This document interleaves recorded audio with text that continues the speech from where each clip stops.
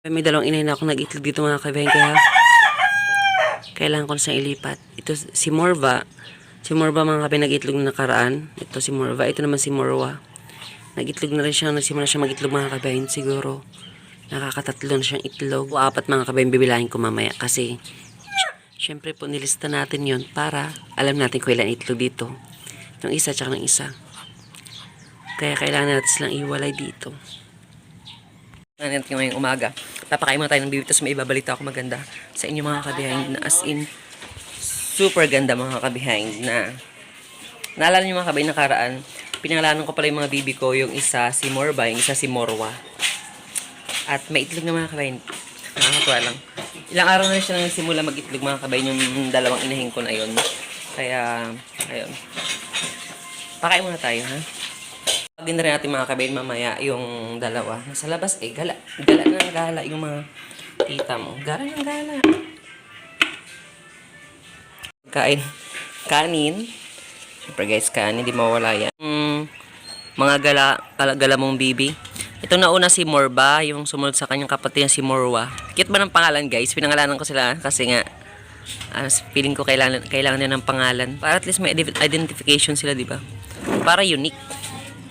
Itong iba di ko pa nabibigyan ng pangalan, yung dalawa pa lang na yun. At gagawin natin ngayong umaga po, maghalo lang tayo ng pagkain para sa kanila. Paborito natin pagkain sa mga to ay kanin na binabad sa tubig. Joke lang po. Binabad lang po talaga yan para para lumambot ng kaunti. Uy! Ulo nyo! Halo pa lang tayo, wag kayong excited. Ulo. Tapos mga kabayan, hugasan ko muna to kasi nga yung iba kasi may panis na siya. Kaya kailangang hugasan. Kinakain naman nila kahit ganito. Tinan nyo. Gusto nyo? Kain yan, gusto nyo. Oh. Kain na kayo. Kain pa more. Yan. Pero syempre hugasan muna natin ang ating pids. Lumabas na rin yung ating mga crossbreed. Tapos po, lapit lang mga suki. Lapit pa kayo, sige lang. Tapos po, sa ganito po, pag kunwari ang gamit ko ay Integra 2, medyo matipid At least, yung gatong scoop, sige sa inyo na yan. Naninimot ka, girl. Tapang na itong isa na to siya yung parang matapang. Ba't anong ganap? Tapang mo Sa ganito pong scoop, yung 1 kilo, mga 11 na ganito. Tapos pag Integra, mga 11 pong ganito. Tapos pag gamit ko po Integra 2, mga ganito, 2 ganito, 1 kalahati. Pwede na sa ganito karaming pagkain. Para sa mga sisiw na yan, na nandyan, nandoon, sila, yan. Pero pag Integra 1 kasi, medyo magastos kasi hindi siya masyadong, puro mais, halos mamais kasi to. Kaya hindi siya ganun karaming halong tingnan. Ang gulo, 2. Pwede na yan guys, 2 lang. 2 ngayon, uy, lalaban ka. Nay ka lang. Kang ganyan. Tingnan nyo guys, sa 2 hindi pa ganyan ka mukhang konting pids lang ang dating, di ba? Pero pag Integra 2 yan, na yan, tawag doon? Marami na siyang tingnan, kumbaga tunaw na tunaw, tapos halong-halo. Pero sa ganito ang konti Kaya bibili tayo Integra 1, Integra 2. Hindi kay GMP to. Gutom na gutom ka na. Kasi naman dalang mo lumabas Dalang mo maki-party Sa susunod mga kabayan, papakita ko yung itsura ng 2 scoop neto na yung Integra 1. Tapos kukumpara mo sa Integra 2 ng 2 scoop. Mas mukhang mapids yung Integra 2 pag hinalo mo sa kanin kaysa sa Integra 1. Kasi ito nga po purong mais. Halos mais na bilog-bilog siya. Yung Integra 1 parang, di ko alam parang tinunaw na mga ano-ano lang. Tinunaw na mga pinaghalo-halong byproduct. Ito kasi mamais masyado, kaya tinan nyo. Yung tatlong scoop, parang lang, parang bitin pa yung feeds. Yung itsura ng feeds bitin pa. Ng gantong mix po sa totoo lang. Ayoko po ng gantong mix kasi super basa. Ayun no, super basa siya. Dapat hindi ganito yung mix ng pakain po. Sobrang basa kasi ang problema nga dito, pag sobrang basa, yung ibang sustansya na meron dun sa feeds, na mga powder form, syrup form, na hinalo dun sa feeds, na pupunta sa tubig. Tapos hindi naman kasi iniinom ng bibi yan, yung tubig na dyan. Hindi po nila yan, dun, sisip-sipin, ganon. Hindi nila uubusin, sisimutin, ganon. Kaya sayang, dapat balance yung tubig para hindi nasasayang yung mga nutrients na nasa feeds po. Medyo hindi ganun ka-okay yung halo natin. Ito kasi problema sa Integra 1 talaga. Or sa GMP 1, kahit anong brand, basta number 1. Ganyan yung maging mixture niya. Parang hindi sapat lagi. Puro mais na bilog-bilog lang kasi po talaga. Pero yung mga 2, 3, 4, pag hinalo mo dalawang scoop dyan, parang ano na siya, halong-halo na siya. Parang kapit na yung feeds tingnan. Pero ito hindi po talaga ayun. Yan. Pakain na po tayo. Dito muna natin unahin itong mga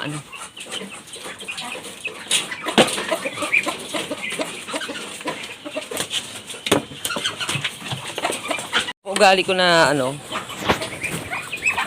gusto ko lagi malinis yung ganito as always, para pagtas pakainin sana malinis po kaagad, kasi pag hindi ko nalinis nga dumudumi lang.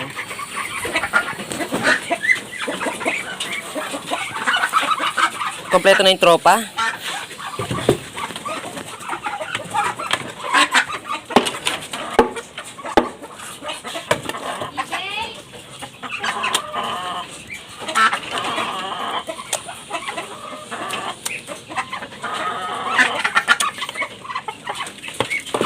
Okay na sa inyo, di ba?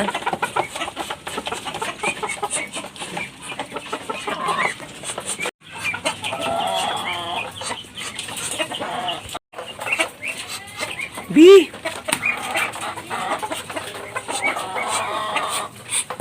Ay mga kabend, tapos sayang to. Yan. Ito tayo sa ating maliliit. Mga kabend, mamaya-maya lang ayusin natin isang puga dito para mailagay natin isang bibi dahil kailangan naman separate kasi dalawang inahin na naman sa isang pugad. Issue na naman to, mahirap solusyonan. Kaya dapat magawa na ng solusyon habang maaga pa. Nag-intro na tayo ulit sa ating gawain mga kabayan kanina. At ayun mga kabayan, kailangan ko kasi ihiwala yung isang inahin ko mga kabayan kasi dalawa sila sa isang pugad. Unhealthy. Para wala ng challenge guys, para hindi na tayo mahirapan maglipat o ano pa man. Ngayon po gagawin na natin, kukala ko ng buhangin, karton, tapos medyo ganun lang mga kabeng. Hindi nga ako nakakuha pa ng ng parang ipang tatakip ba sa itlog, yung sana mga dahon-dahon. Hindi ko pa naayos yun, pero gusto kong ayusin para at least maging okay na lahat. Para yung paano ngayon hindi na siya mainit. Kasi mukhang ulan, kaya natakot ako. Kaya sabi ko, kanina umaga pa ako nag-intro, ngayong hapon lang ako gagawa ng main topic, tapos outro. Gawin na natin guys. Ay, sorry sa mga ganap sa buhay. Kailangan natin ng walis. Okay na siguro to. Yan ang kailangan natin guys. Daspan walis. Tapos kuha na rin akong baldi. Teka lang ha. May baldi naman po ako dito, kaya ito lang gagamitin natin.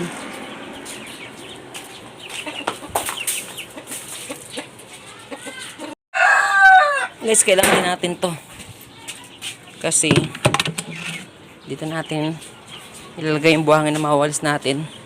Tapos pupunta na tayo dun sa bahay ng tita ko kasi doon tayo kukuha ng buhangin na gagamitin natin.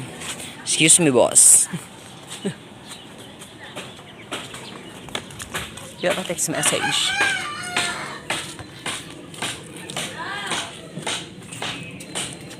Cheers.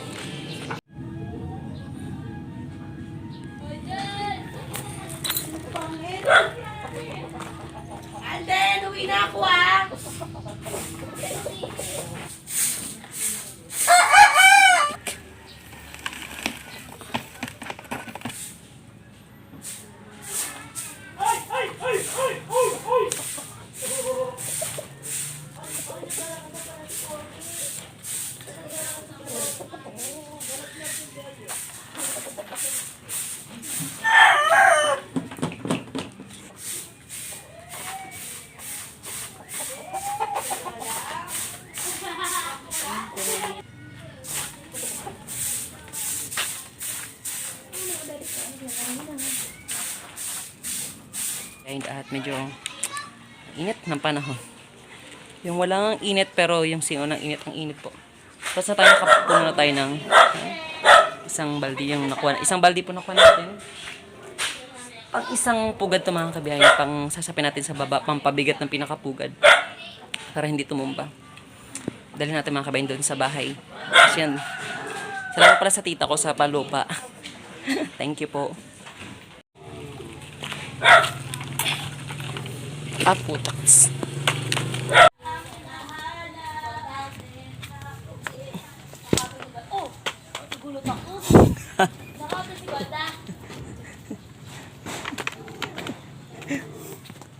Tapos may nag-uwi.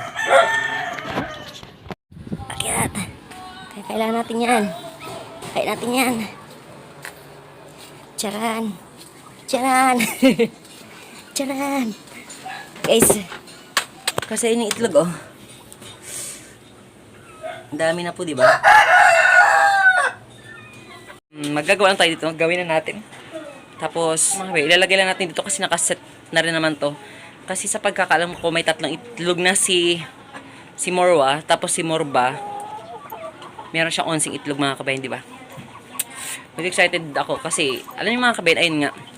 Nung pagkadating ko, si Morba, nag-itlog siya siguro 1 week ba yun? Yung sabi ko sa nakarang video ko.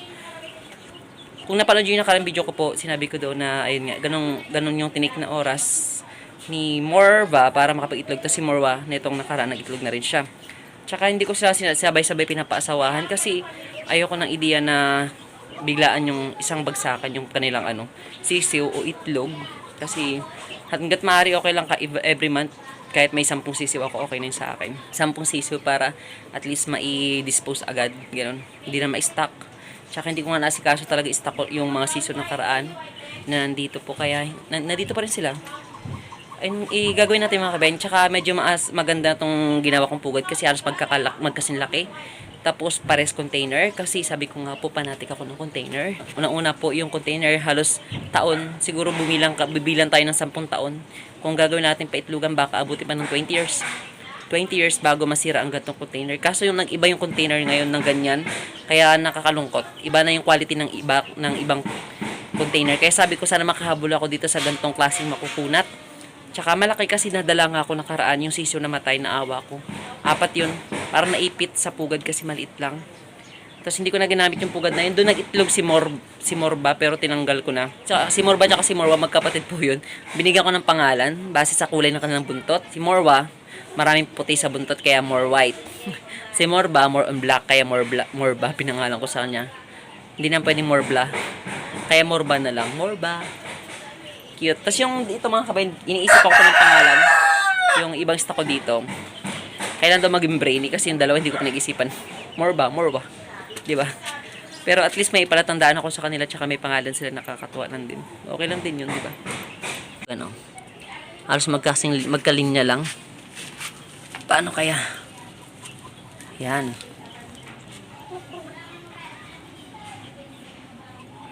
Yan yung isa. Yung isa ayun. Ayusin lang natin. Tanggalin natin guys. Medyo mas maayos na yung puga na to ngayon kasi ito. Pag tatanggalin ko na rin to kasi makalat nga to. Pero sa ngayon ito muna. Ayusin lang natin to.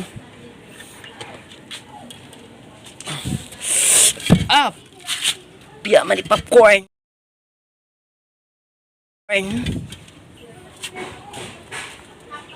Yan.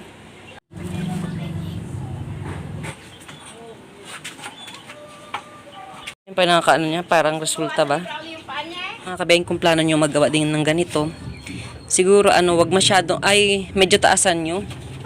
Ito kasi yung taas nito, nung pinakalalim, na itong putol. Siguro mga mga 1 rule, mga 10 inches ba to, ganun, yung pinakahaba. Hindi ko lang sure pero hinabaan ko mga kabayan para at least sakali maglagay tayo ng maraming buhangin, may pasipabigat yun para hindi ito maobto pag akit yung bibi natin dito. Maging sistema po niyan, akit dito yung bibi pag ganito. ganito yung paa. Yan. Kaya kailangan may buhangin para mabigat. Kasi kung patong lang sa taas dito, kung papatungan lang natin yung taas neto, parang hindi rin okay. Kaya dapat dito magmumula yung pabigat sa ibaba. Tapos, ayan, yung buhangin halos kalahati. Kasi maglalagay tayo ng karton. Medyo kaya natin ng kaunti yan eh. Ganyan, medyo pauka. Tayo mismo mag-uuka. Tayo po mismo magpo-form ng uka sa gitna. Kasi ayun yung parang magiging molding nung pinakakarton natin. Para medyo pauka ngayong pinakapugad, maging pugad. Pagkatapos, ayun, napo-form na natin yung karton, guys.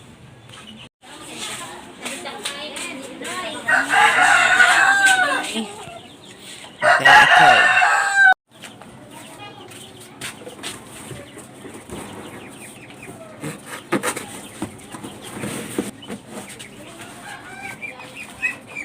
Mga kabayan, tapos na tayo mga kabayan. Yung susunod natin na gagawin ay maglalagay tayo ng itlog. Siyempre. Hindi ko kasi alam kung saan dito itlog eh. Pero ito na lang.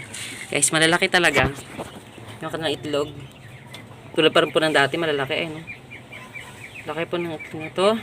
Kahit yung iba, dito natin ilagay. Yan. Kahit yung iba po dito, malalaki din. Oo, diba? Halos lahat malalaki po. Kaso ang di ko lang alam kung fertilize itong itlog na to. Yan. Okay na siya yung tatlo. Di ko alam kung itlog talaga ni Morwa to, pero okay lang. Sige, basta may itlog siyang tatlo. At may panimula siyang itlog, guys.